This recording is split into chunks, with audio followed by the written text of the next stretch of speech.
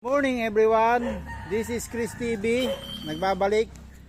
Napadalaw po tayo dito sa aming kamag-anak dito sa General Trias, Cavite. So yan, nakakita ako ng magandang talbos ng kamote.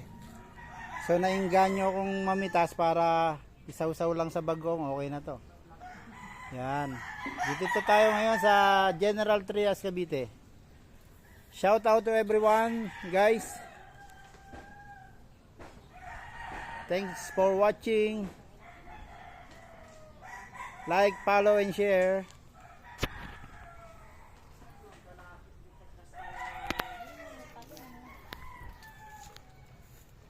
Yan o, marami silang tanim dito. May papaya, may kamuting kahoy, may tawag dito, kalabasa, patola.